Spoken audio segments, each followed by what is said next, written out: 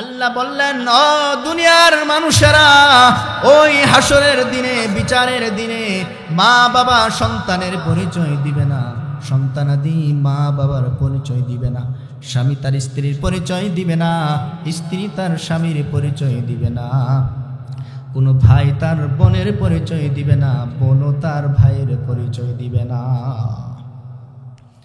আপনি দুনিয়াতে একা এসেছেন, একাই কবরে যাবেন। বিচারের মাঠে সবচেয়ে কঠিন মুহূর্ত সেই সময়ও আপনাকে একাই থাকতে হবে।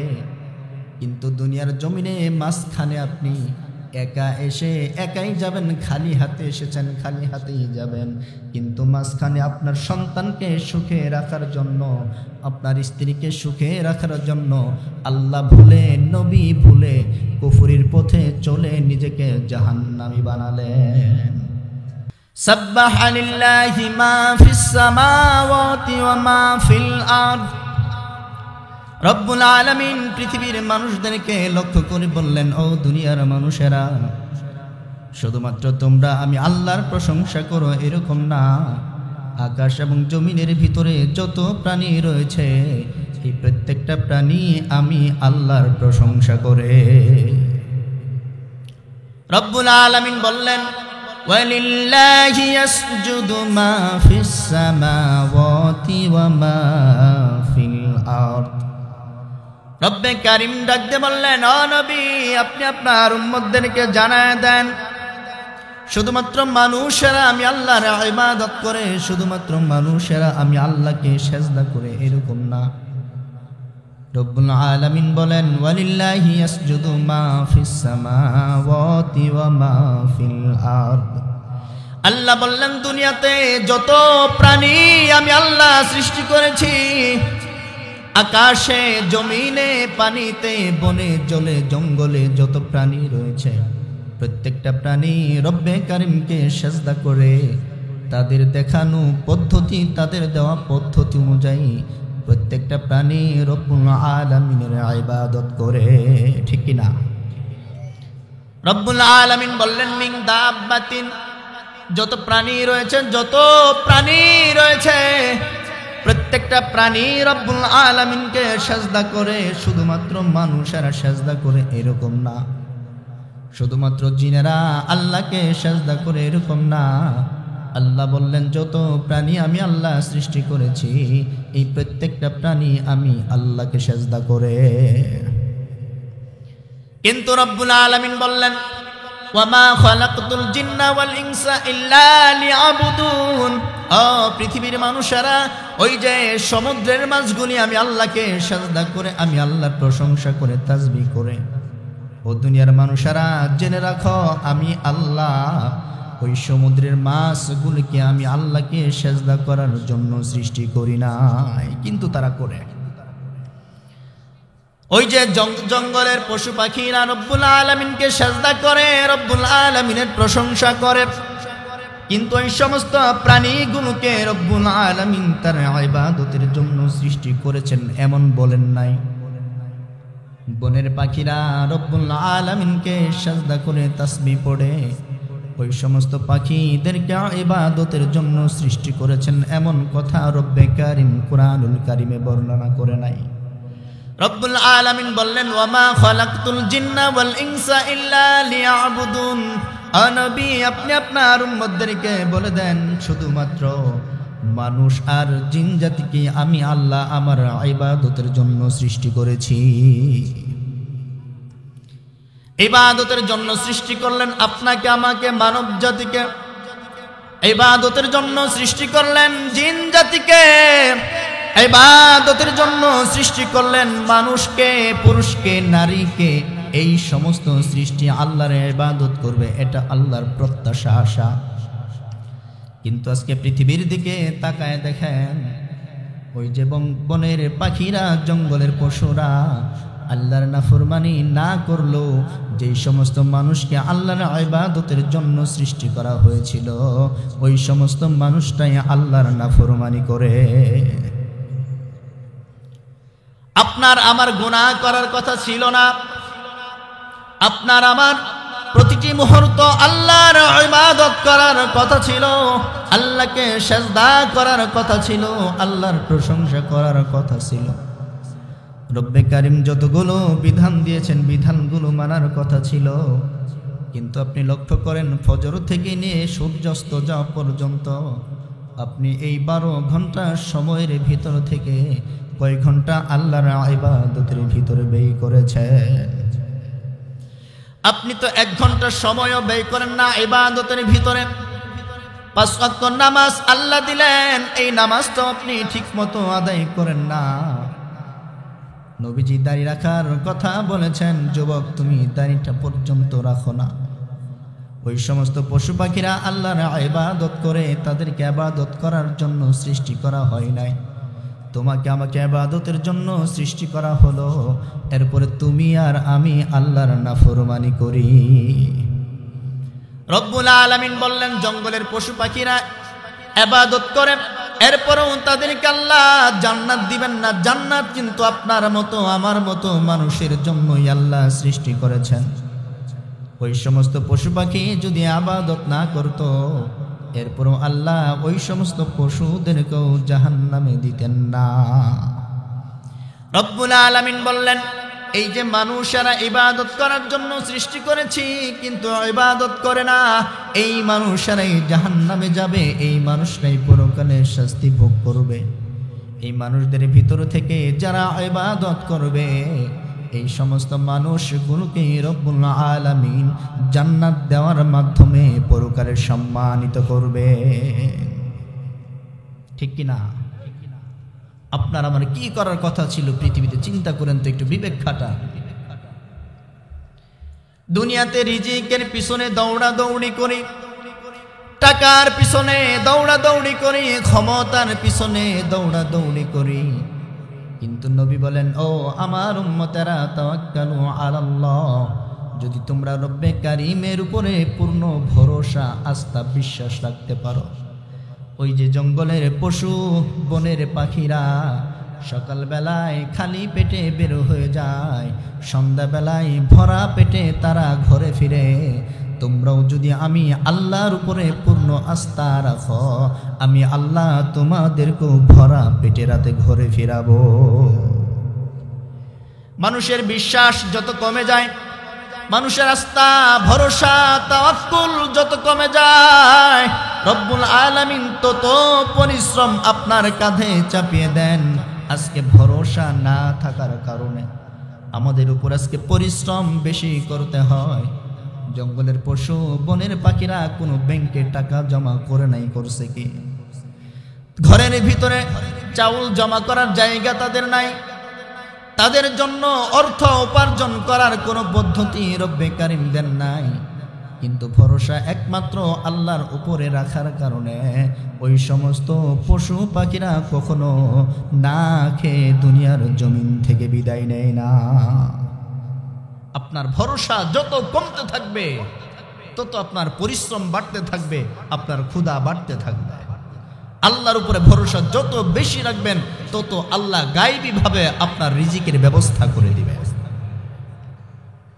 কিন্তু আল্লাহর উপরে ভরসা নাই, ইবাদতের ভিতরে মন নাই, নবীজির সুন্নতের পিছনে আমাদের কোনো মায়া মহব্বত ভালোবাসা নাই, আল্লাহর কথা চিন্তা করি না, কোরআনের কথা চিন্তা করি না, দুনিয়া নিয়ে ব্যস্ত থাকি। এই কারণে দুনিয়া আজকে আমাদের সামনে সামনে ঘুরে আর আমরা দুনিয়ার পিছনে ছুটতে থাকি। ইবাদত করতে হবে না আমাদের? কথা বলেন। কবরে যেতে হবে না? কি নিয়ে যাবেন কবরে? চিন্তা করেছেন? আগামীকাল সকালবেলা আপনি কি খাবেন? আপনার ঘরে বাজার করা আছে, দুপুরে কি খাবেন বাজার করা আছে, প্রস্তুতি আপনি নিয়ে রেখে দিয়েছেন, ঠিক কিনা? বাজার যদি ঘরে না থাকে, স্ত্রী লিস্ট ধরাই দেয়, আপনি দোকানে যান, বাজার করে আনেন, দুপুরে সকালে আমাকে খেতে হবে। মাত্র 10 ঘন্টা পরে খাবার, 6 ঘন্টা পরে খাবার, 4 ঘন্টা পরে খাবার, কিন্তু পূর্ণ প্রস্তুতি আপনি রেখে দিয়েছেন। কিন্তু ওই যে মহামিলন কবরের সাথে আপনার আমার হবে, ওই কবরে যদি আমল না নিয়ে যেতে পারি কি পরিস্থিতি হতে পারে। অথচ ওই কবরের মৃত্যু কিন্তু 1 মিনিট পরেও আসতে পারে, কিন্তু ওই কবরের প্রস্তুতি আপনিও এখনো গ্রহণ করতে পারেন নাই। কত মানুষ মৃত্যুর প্রস্তুতি গ্রহণ করে না। আজকে দুনিয়ার জমিনে তাকায় দেখেন, মানুষের জীবনে তাকায় দেখেন, কোনো ধরনের মৃত্যুর প্রস্তুতি নাই। মৃত্যুর প্রস্তুতি সারা মানুষগুলো কবরে যায়। বাবা মারা যায়, মা মারা যায়, মারা যাওয়ার পরে সন্তান হুজুর ডেকে দোয়া করান, 40-এ 7 দিনে খাওয়ান।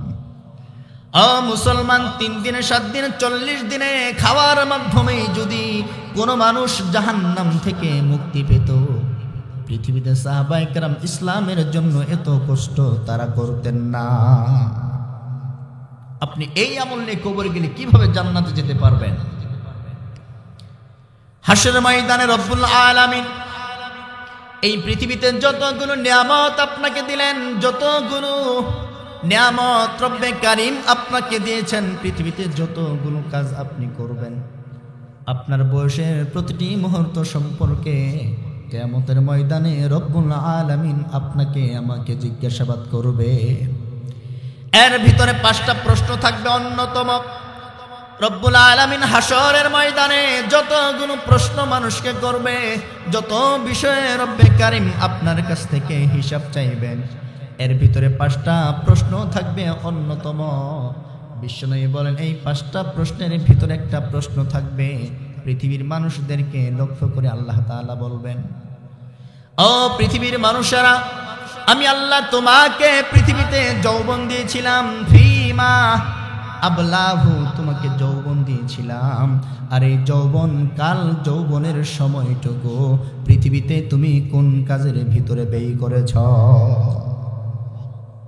যৌবন সময়টুকু ইবাদত করার জন্য। আজকে দেখেন যারা যুবক চাকরির পিছনে ছুটে, টাকার পিছনে ছুটে, গানের পিছনে ছুটে, খেলার পিছনে ছুটে, নারীর পিছনে ছুটে, কিন্তু রব্বে কারীম এই যৌবনকাল আপনাকে দিয়েছিলেন শুধুমাত্র এই যৌবনের শক্তি দিয়ে ইবাদত করে জান্নাতে যাওয়ার মতো সওয়াব উপার্জন করা।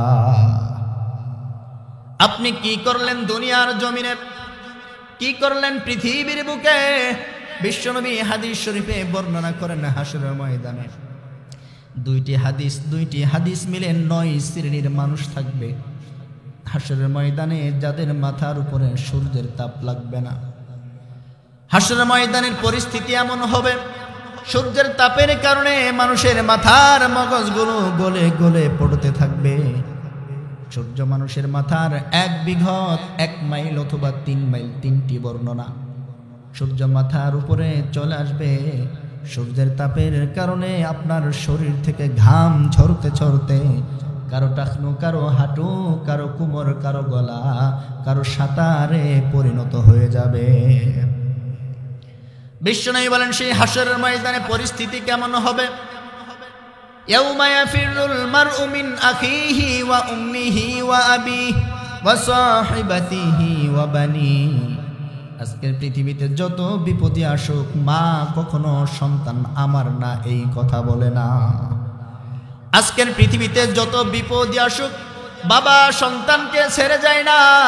এই যে গত 2-3 বছর আগে সিলেটে ভয়াবহ বন্যা হলো, দেখলাম একজন বাবা গলার বেশি সাঁতার পরিমাণ পানি, ছোট্ট একটা বাচ্চাকে কোলে নিয়ে গাছ ধরে দাঁড়িয়েছিল, পানি তার মাথার উপর দিয়ে চলে গেছে, সাঁতারে পরিণত হয়েছে, তবু ওই বাবা তার সন্তানকে কুল থেকে আলাদা করে নাই।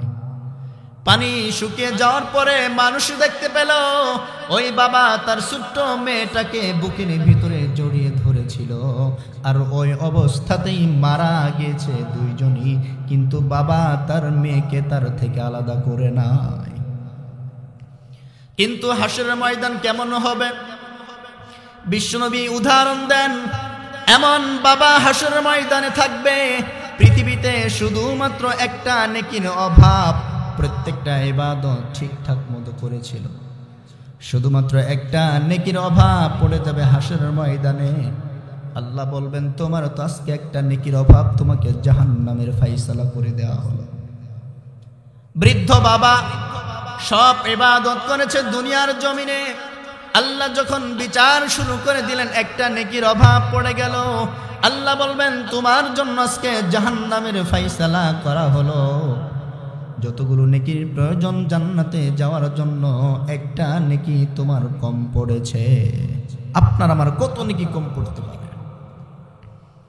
ওই বাবা আল্লাহকে ডাকতে বলবেন রব্বুল আলামিন, পৃথিবীতে আমার কলিজার টুকরা সন্তান ছিল, পৃথিবীতে আমার কলিজার টুকরা মেয়ে ছিল, আমার মা বাবা ছিল, যাদের জন্য গোটা জীবনটা দুনিয়ার জমিনে ব্যয় করেছি।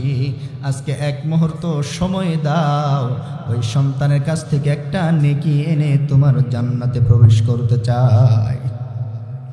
রব্বুল আলামিন অনুমতি দিবেন, যাও একটা নেকি যদি আনতে পারো তোমার সন্তানের কাছ থেকে, তোমার মা বাবার কাছ থেকে একটা নেকি ঘাটতি যদি পূরণ করতে পারো, আমি আল্লাহ আজকে তোমার জন্য জান্নাতের ফাইসালা করে দিব। হাসরের ময়দানে লক্ষ নয় কোটি নয় সারা পৃথিবীর মানুষ উপস্থিত থাকবে। এই কঠিন পরিস্থিতির ভিতরে ওই বাবা তার সন্তানকে খুঁজতে থাকবে। খুঁজতে খুঁজতে এক সময় পেয়ে যাবে, ডাকতে বলবে বাবারে, পৃথিবীতে তুমি আমার সন্তান ছিলে, সারা জীবন শুধুমাত্র তোমার জন্য অর্থ উপার্জন করে জীবনটা শেষ করে দিয়েছি। আজকে একটা নেকির অভাবে জাহান্নামের ফাইসালা হয়ে গেছে। একটা নেকি যদি দাও, আল্লাহ ওয়াদা করেছেন আমাকে জান্নাত দিবে।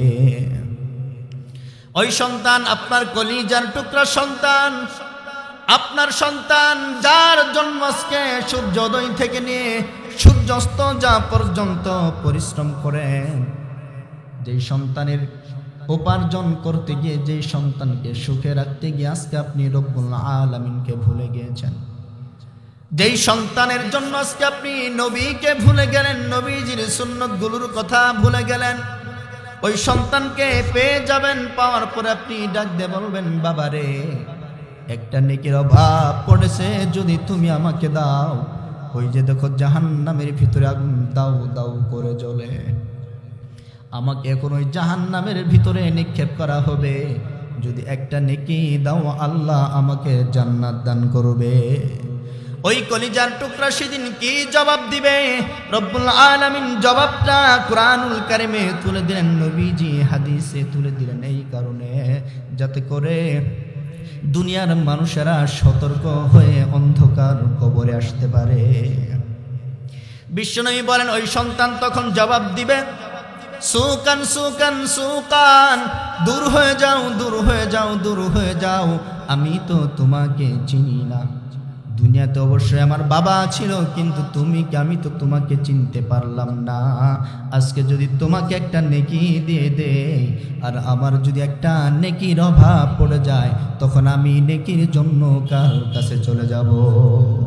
রব্বুল আলামিন বললেন, ইয়াউমা ইয়াফিরুল মারউ মিন আখিহি ওয়া উম্মিহি ওয়া আবিহি ওয়া সাহিবাতিহি ওয়া বানি। আল্লাহ বললেন, ও দুনিয়ার মানুষেরা, ওই হাসরের দিনে, বিচারের দিনে মা বাবা সন্তানের পরিচয় দিবে না, সন্তানাদি মা বাবার পরিচয় দিবে না, স্বামী তার স্ত্রীর পরিচয় দিবে না, স্ত্রী তার স্বামীর পরিচয় দিবে না, কোনো ভাই তার বোনের পরিচয় দিবে না, বোনও তার ভাইয়ের পরিচয় দিবে না। আপনি দুনিয়াতে একা এসেছেন, একাই কবরে যাবেন। বিচারের মাঠে সবচেয়ে কঠিন মুহূর্ত সেই সময়ও আপনাকে একাই থাকতে হবে। কিন্তু দুনিয়ার জমিনে মাঝখানে আপনি একা এসে একাই যাবেন, খালি হাতে এসেছেন, খালি হাতেই যাবেন। কিন্তু মাঝখানে আপনার সন্তানকে সুখে রাখার জন্য, আপনার স্ত্রীকে সুখে রাখার জন্য আল্লাহ ভুলে, নবী ভুলে, কুফরির পথে চলে নিজেকে জাহান্নামী বানালেন। আর কিচ্ছু আপনি করতে পারবেন না, পৃথিবীতে কিচ্ছু না। বলছিলাম রব্বুল আলামিন হাসরের ময়দানে 5টা প্রশ্ন করবেন। এর ভিতরে 1 নাম্বার প্রশ্ন করবেন, তোমাকে যৌবন দিয়েছিলাম দুনিয়ার জমিনে, ফিমা আবলাহ, ওই যৌবনের শক্তি, তারুণ্যের শক্তিকে তুমি পৃথিবীতে কোন কাজে ব্যয় করেছ? বিশ্বনবী হাদিস শরীফে বললেন, ওই যে 9 শ্রেণীর মানুষ, যাদের মাথায় সূর্যের তাপ লাগবে না, যাদের শরীর থেকে ঘাম ঝরবে না, যাদের সেই হাসরের কঠিন দিনে পানি পিপাসাও লাগবে না, ওই 9 শ্রেণীর ভিতরে এক শ্রেণী বিশ্বনবী বললেন, ওয়াশাবুন নাশা ফি ইবাদাতি রাব্বিহি। নবীজি বললেন, ও আমার উম্মতেরা, তোমাদের ভিতরে যেই সমস্ত যুবকরা তাদের যৌবনকালটাকে আল্লাহর ইবাদত করতে করতে ব্যয় করে, ওই যুবক কিয়ামতের ময়দানে আল্লাহ রহমতের আরশের ছায়া পেয়ে জান্নাতে প্রবেশ করবে।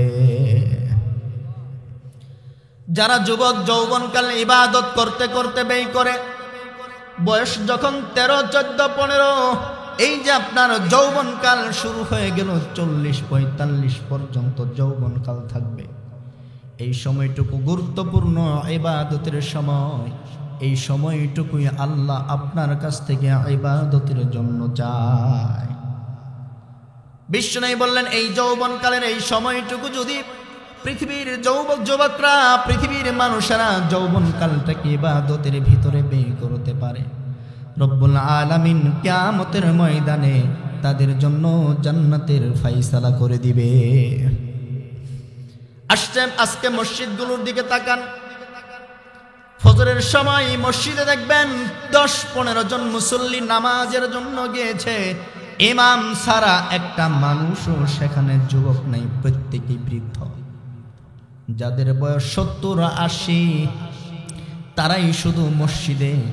তারপরও তারা যে মসজিদে গিয়েছে নামাজের জন্য না, রাত 2টা বেজে গেছে, বয়স 70, ঘুম ধরে না, পিঠে ব্যথা, কোমরে ব্যথা, এই কারণে তারা মসজিদে গিয়েছে। আল্লাহকে ভালোবেসে তারা ইবাদত করতে যায় না। আপনি প্রত্যেকটা ইবাদতের জায়গায় খেয়াল করবেন, শুধুমাত্র বয়স করা যায়। এই বয়স্ক মানুষগুলো একদিন যুবক ছিল, তরুণ ছিল, তাদের একদিন শক্তি ছিল, যৌবন ছিল, কিন্তু তারা আল্লাহর ইবাদত করে নাই, আল্লাহকে মনে করে নাই। যুবক, তুমি আজকে তোমার প্রকৃত বন্ধু, তোমার সবচাইতে উত্তম অভিভাবক আল্লাহ, ওই আল্লাহকে ভুলে তুমি দুনিয়াতে কুফুরদের সাথে মিশে আছো। একজন মানুষের জীবনে আল্লাহর চাইতে ভালো অভিভাবক আর কেউ হতে পারে না। একজন মানুষের কল্যাণের সাথে আল্লাহ ছাড়া আর কেউ হতে পারে না, কিন্তু আমরা আজকে সেই আল্লাহকেই ভুলে গেছি। যুবকদের যখন হাসরের ময়দানে প্রশ্ন করা হবে, যৌবনকাল কোন কাজে ব্যয় করেছ, আমাদের যুবকরা যে উত্তরগুলো দিতে পারে, 1 নাম্বার স্কুল কলেজের বারান্দায় ঘোরাফেরা করেছি, 2 নাম্বার মোবাইল চালিয়েছি, ফেসবুক ইউটিউব চালিয়েছি, 3 নাম্বার প্রেম করেছি, নারীদের পিছনে ছুটেছি, বিয়ে করেছি, এরপরে চাকরির পিছনে কিছুদিন ছুটেছি। এইগুলি সারা যুবকদের কিয়ামতের ময়দানে যৌবনকাল সম্পর্কে প্রশ্ন করলে আর কোনো উত্তর তাদের মুখ থেকে বের হবে না।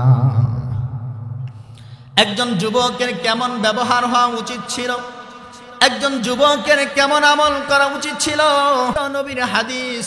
নবীজি বলেন, আমার উম্মতের ভিতরে যুবকদের পরিস্থিতি এমন।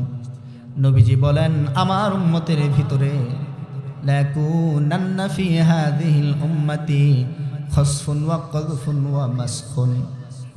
নবীজি বলেন, আমার উম্মতের ভিতরে 3টি গুনাহ যখন ব্যাপকভাবে চালু হয়ে যাবে, রব্বুল আলামিন 3টা শাস্তি আমার উম্মতের উপরে বর্ষণ করবেন।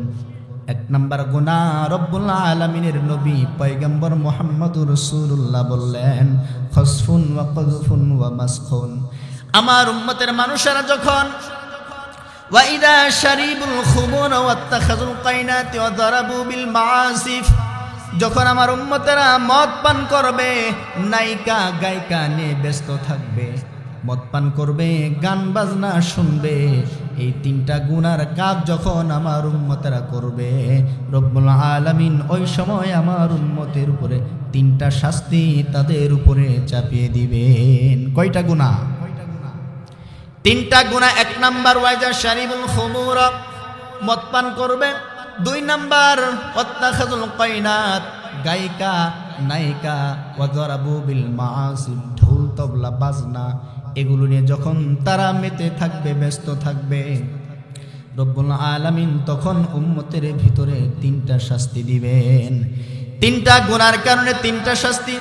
1 নাম্বার গুনাহ, মদ পান শুরু হয়ে গেছে। সর্বত্র মদ পান চলে কিনা? সব জায়গায় ছোট বড় সবাই মদ পান করে। কেউ বাবা, কেউ ইয়াবা, কেউ গাঞ্জা। এক এক ধরনের মানুষেরা এক এক ধরনের নেশা করে। 2 নাম্বার গুনাহ, গান বাজনা করবে। এই সমস্ত গুনাহগুলো এখন ঘরে ঘরে চালু হয়ে গেছে। চলে কিনা? চলে কিনা? কথা বলেন। প্রত্যেকটা মানুষ, আগে তো ছিল টেলিভিশন, সব সময় দেখা যেত না, এখন যেখানে গেছে সেখানেই পকেট থেকে বের করে দেখে। মিথ্যা বললাম?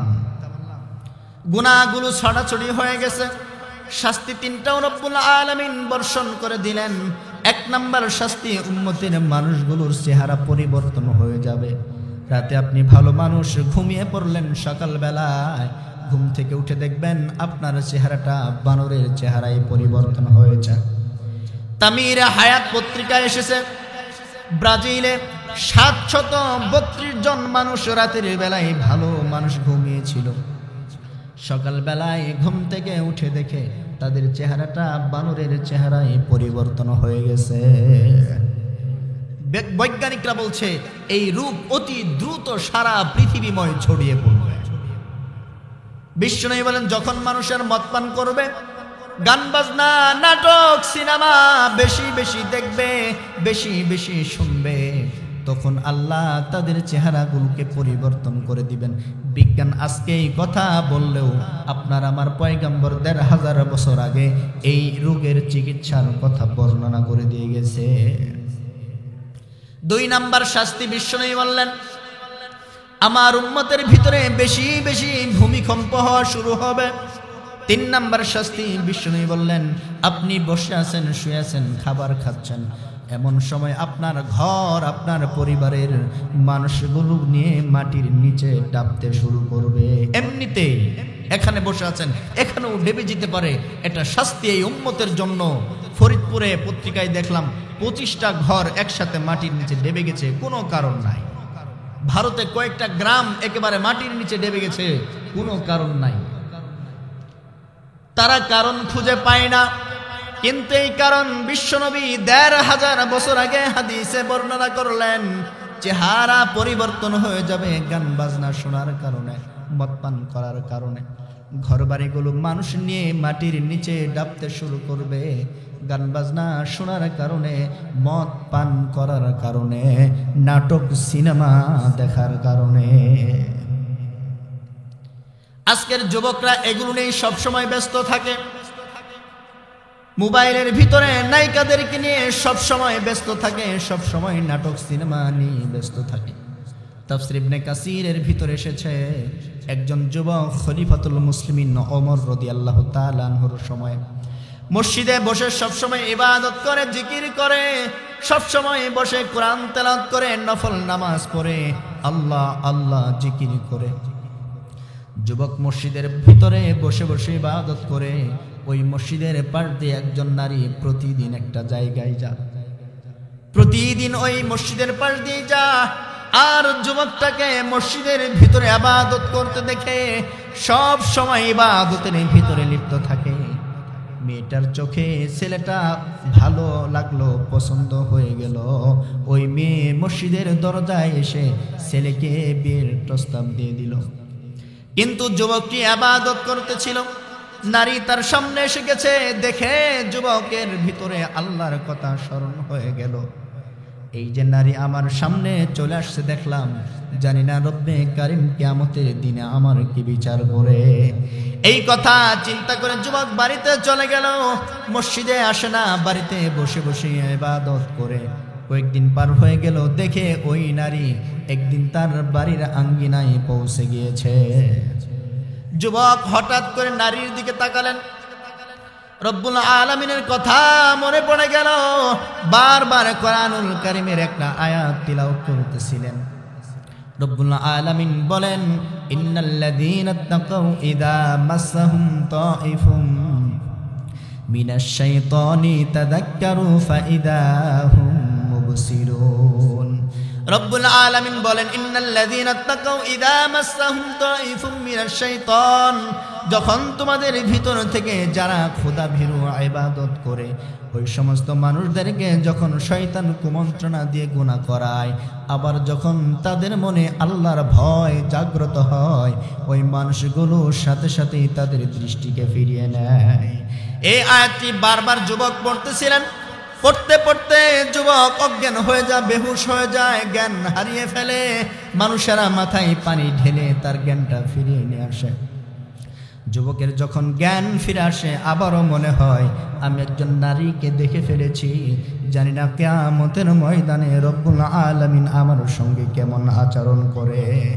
এই কথা মনে করে যুবক আবার পড়তেছিল, বারবার পড়তেছিল, ইন্নাল্লাযীনা তাকাউ ইযা মাসসাহুম তাইফুম মিনাশ শাইতান তাযাক্কারু ফাইদা হুম মুবসিরুন। আয়াতটা বারবার পড়ে আর মাথার ভিতরে দুশ্চিন্তা হয়, জানি না কিয়ামতের ময়দানে রব্বুল আলামিন আমার সঙ্গে কেমন আচরণ করেন। এতটা দুশ্চিন্তা তার মাথায় এলো, আল্লাহর কথা মনে করে কয়েক মিনিট পরে যুবক আয়াতটি পড়তে পড়তে মৃত্যুর কোলে ঢলে পড়ে মৃত্যু হয়ে যায়। রাতের বেলায় তার বাবা দাফন করে মাটি দেয়, কবর দেয়। খলিফাতুল মুসলিমিন ওমর রাদিয়াল্লাহু তাআলা আনহু ঘটনা শুনতে পেলেন। সকালবেলায় যুবকের বাড়িতে চলে এলেন। যুবকের বাবাকে ডাক দিয়ে সান্ত্বনা দিলেন, বললেন, আপনার ছেলে খুব ভালো মানুষ ছিল, সব সময় মসজিদে বসে ইবাদত করত, নফল নামাজ পড়ত। বাবাকে সান্ত্বনা দিয়ে খলিফাতুল মুসলিমিন ওমর যুবকের কবরের কাছে চলে গেলেন। যুবককে লক্ষ্য করে বললেন, ও যুবক, তুমি ভালো মানুষ ছিলে, চিন্তা করো না, রব্বে কারীম কুরআনুল কারীমে ঘোষণা দিয়েছেন, ওয়ালিমান খাফা মাকামা রাব্বিহি জান্নাতান। এই পৃথিবীতে যারা গুনাহ করতে ভয় পায়, এই কারণে রব্বুল আলামিনের সামনে গুনাহ নিয়ে কিভাবে দাঁড়াবো, এই ভয় যাদের অন্তরে থাকে, খলিফাতুল মুসলিমিন ওমর ডাক দিয়ে বলে, রব্বুল আলামিন ওই সমস্ত মানুষদেরকে পরকালে 2টা জান্নাত দান করবে। ওমর রাদিয়াল্লাহু তাআলা আনহু ডাক দিয়ে বললেন, যুবক, তুমি তো আল্লাহকে ভয় করেছো, গুনাহ করতে ভয় করেছো, আমার মন বলে আল্লাহ তোমাকে পরকালে 2টা জান্নাত দিয়ে পুরস্কৃত করবে। ওমর রাদিয়াল্লাহু তাআলা আনহু যখন কথাগুলো বলছিলেন, হঠাৎ কবরের ভিতর থেকে জবাব চলে আসলো। যুবক বলল, খলিফাতুল মুসলিমিন, আপনি চিন্তা করবেন না, আমার আল্লাহ আমাকে 2টা জান্নাতি দান করেছে। রব্বুল আলামিন বললেন, ওয়ালিমান খাফা মাকামা রাব্বিহি জান্নাতান। দুনিয়ার জমিনে, দুনিয়ার হায়াতে যারা আমি আল্লাহর সামনে গুনাহ নিয়ে আসতে ভয় করে, এই কারণে গুনাহ ছেড়ে দেয়, আমি আল্লাহ তাদেরকে পরকালে 2টা জান্নাত দান করব। যুবক, তোমাদের সময় ইবাদত করার জন্য, তোমাদের এখন সময় চলছে আল্লাহর ইবাদত করার জন্য, এই সময় গুনাহ করে নিজেকে জাহান্নামী বানায় না। যুবকরা সবচাইতে বেশি, যেই সমস্ত বেশি গুনাহের কারণ তাদের কাছে রয়েছে, এগুলোর ভিতরে একটা হলো নারী, 2 নাম্বার হলো এই যুবকদের কাছে মোবাইল, ইউটিউব, ফেসবুক, গান বাজনা, 3 নাম্বার নেশা। এই সমস্ত কয়েকটা কারণে আজকের যুব সমাজ ধ্বংসের দিকে চলতেছে। যদি তুমি আল্লাহকে ভয় করো, নবীকে ভয় করো, গুনাহ যখন করতে চাও আল্লাহর কথা স্মরণ করো, তুমি যে অবস্থাতে থাকো সেই অবস্থাতেই আল্লাহ তোমাকে দেখে। যুবক, তুমি ইবাদত করো না, এই কারণে মনের ভিতরে ইবাদতের প্রতি আগ্রহ জাগে না। কষ্ট করে যদি তুমি একটা সপ্তাহ আল্লাহর ইবাদতে নিজেকে নিযুক্ত করতে পারো, দেখবে পরের সময়গুলো রব্বুল আলামিন তোমার ইবাদতের জন্য সহজ করে দিবে। হযরত আহমদ ইবনে হাম্বল রাহমাতুল্লাহ আলাইহি এই যে যুবক যারা গুনাহ করে, বিশ্বনবী হাদিস শরীফে বর্ণনা করেছেন এই সমস্ত যুবকরা যদি আল্লাহর কাছে তওবা করে যৌবনকালে গুনাহ করার পরে যদি আল্লাহর কাছে তওবা করতে পারে, এই যুবকদের তওবা আল্লাহর কাছে এত বেশি প্রিয়। পয়গম্বর বলেন হাদিসে কুদসি, আল্লাহ বলেছেন, যুবক তুমি যদি গুনাহ করো এক পৃথিবী পরিমাণ, আমি আল্লাহ হাসরের ময়দানে তোমার সামনে এক পৃথিবী পরিমাণ ক্ষমা নিয়ে উপস্থিত হব। তুমি যদি এক পৃথিবী পরিমাণ গুনাহ নিয়ে উপস্থিত হও, আমি আল্লাহ তোমার সামনে এক পৃথিবী পরিমাণ ক্ষমা নিয়ে উপস্থিত হব, যদি তোমার গুনার ভিতরে শিরক না থাকে। অন্য হাদিসে বিশ্বনবী বলেন, রব্বুল আলামিন বলেছেন হাদিসে কুদসি, মানুষ যদি সাগরের ফেনা পরিমাণও গুনাহ করে, মানুষ যদি পৃথিবী পরিমাণ গুনাহ করে, মানুষ যদি আকাশ পরিমাণও গুনাহ করে, তওবা করার সাথে সাথে রব্বুল আলামিন তাদের সমস্ত গুনাহগুলোকে ক্ষমা করে দেয়। কোন মানুষ যদি এমন তওবা করতে পারে, অতীতের গুনার কথা স্মরণ করে, ও রব্বুল আলামিন এত গুনাহ করেছি, জীবনে গুনার কারণে লজ্জিত হয়, গুনার কারণে লজ্জিত হয়ে চোখ থেকে পানি ঝরায়, আল্লাহর কাছে প্রতিজ্ঞা করে আর জীবনে গুনাহ করব না।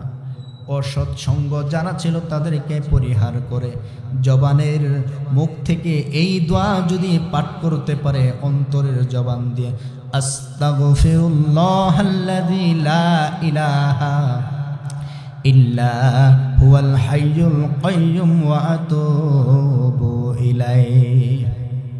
বিশ্বনবী বলেন, মানুষ যদি এই দোয়া পাঠ করতে পারে, গুনাহ যদি আকাশ পরিমাণ, জমিন পরিমাণ, সমুদ্রের ফেনা পরিমাণ হয়, আমার আল্লাহ এরপরও তার সমস্ত গুনাহগুলোকে ক্ষমা করে দিবে। শুধুমাত্র ক্ষমা করে দিবে তা নয়, রব্বুল আলামিন বললেন, মান তাবা ওয়া আমানা ওয়া আমিলা আমালান সলিহান ফাউলাইকা ইউবাদদিলুল্লাহু সাইয়্যাতিহিম হাসানাত। যারা তওবা করে, তওবার পরে ঈমানকে খাঁটি করে সৎকর্মগুলো করতে থাকে, আল্লাহ তাদের গুনাহগুলোকে শুধুমাত্র ক্ষমা করে দেন এমন না, তাদের গুনার জায়গাগুলোকেও সওয়াব দ্বারাই পরিবর্তন করে দেন। যুবকদের জন্য একটা গুরুত্বপূর্ণ আমল, সবসময় ইবাদত করতে পারো না, কাজ করো, লেখাপড়া করো, যখন যাই করো মনে মনে তুমি বলতে পারো আস্তাগফিরুল্লাহ আস্তাগফিরুল্লাহ আস্তাগফিরুল্লাহ।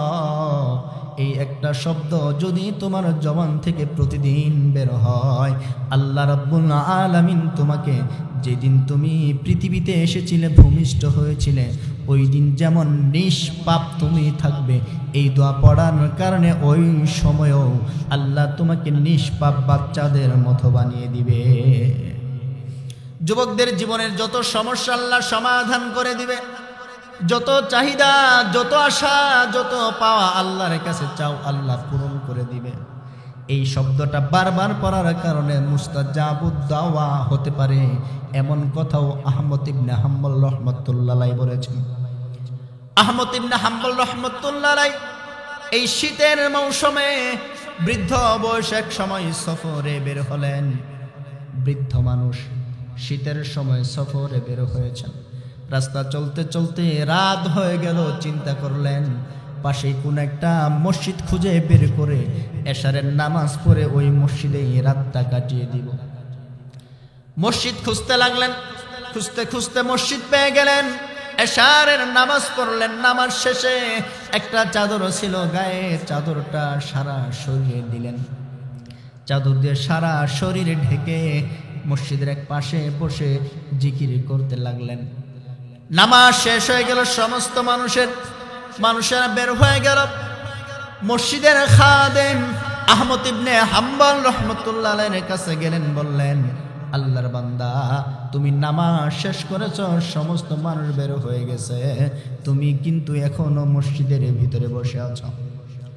আহমদ ইবনে হাম্বল বললেন, আমি রাত্রে বেলায় এই সময়টুকু মসজিদেই কাটিয়ে দিতে চাই। আহমদ ইবনে হাম্বলের কথা শুনে মসজিদের খাদেম বললেন, আমি তো মসজিদ তালা মেরে দেব, মসজিদের এই ভিতরে থাকা যাবে না, মসজিদ থেকে বের হয়ে অন্য কোথাও আপনাকে থাকতে হবে। আহমদ ইবনে হাম্বল রাহমাতুল্লাহ আলাইহি অনেক চেষ্টা করলেন, কিন্তু মসজিদের খাদেম ভিতরে থাকতে দিল না। আহমদ ইবনে হাম্বল রাহমাতুল্লাহ আলাইহি মসজিদ থেকে বের হলেন। মনে মনে চিন্তা করলেন, আশেপাশে যদি একটা বাজার পাই, বাজারের সারা রাত মানুষই জাগনা থেকে কম হোক আর বেশি হোক, সারা রাত মানুষ বাজারের ভিতরে বসে থাকে, আমিও সেই বাজারের ভিতরে বসে থাকবো, রাত কাটিয়ে দেব। বাজারে প্রবেশ করলেন। বাজারে পেয়ে যখন প্রবেশ করলেন, দেখতে পেলেন একটা যুবক বাজারের এক পাশে বসে রুটি বানায়, আর এই রুটিগুলো মানুষের কাছে বিক্রি করে দেয়। আহমদ ইবনে হাম্বল রাহমাতুল্লাহ আলাইহি দেখলেন ওই যুবক আগুন জ্বালিয়ে রুটিগুলো ভাজে। চিন্তা করলেন, শীতের রাত যদি আগুনের পাশে থাকা যায়, ভালো থাকা যাবে। যুবকের কাছে গেলেন, সালাম দিলেন, বললেন, ও যুবক, আজকে রাত তোমার এই চুলার পাশে বসে বসে কাটাতে চাই, তুমি কি থাকতে দিবে? যুবক বললেন, এটা তো আমার সৌভাগ্য, আপনি অবশ্যই থাকতে পারেন। আহমদ ইবনে হাম্বল রাহমাতুল্লাহ আলাইহি যুবকের পাশে বসলেন।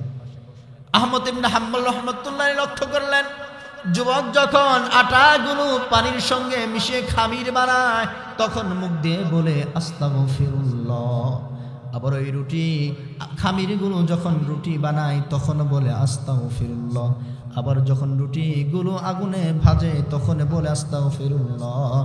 যুবক বললেন, আমার প্রত্যেকটা দোয়াই রব্বুল আলামিন কবুল করে নেন, কিন্তু একটা দোয়া করেছি, সেই দোয়াটা অনেকদিন আগেই করেছি, কিন্তু এখনো কবুল হয় নাই।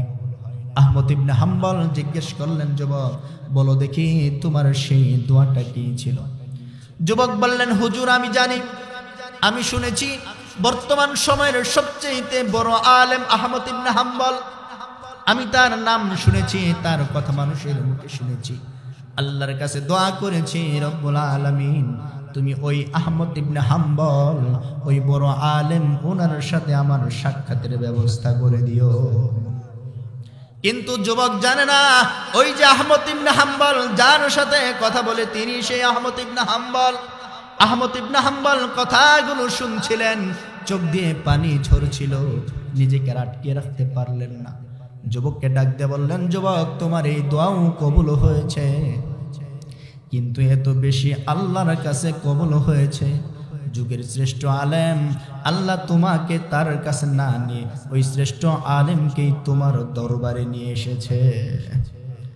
আহমদ ইবনে হাম্বল ডাকতে বললেন, যুবক তুমি যে আহমদ ইবনে হাম্বলের সঙ্গে সাক্ষাৎ করতে চাও, যার সঙ্গে মুসাফাহা করতে চাও, যার সঙ্গে কথা বলার জন্য তুমি রব্বুল আলামিনের কাছে দোয়া করেছ, ওই আহমদ ইবনে হাম্বল আমি নিজেই, আল্লাহ আমাকে তোমার কাছে পাঠিয়েছে।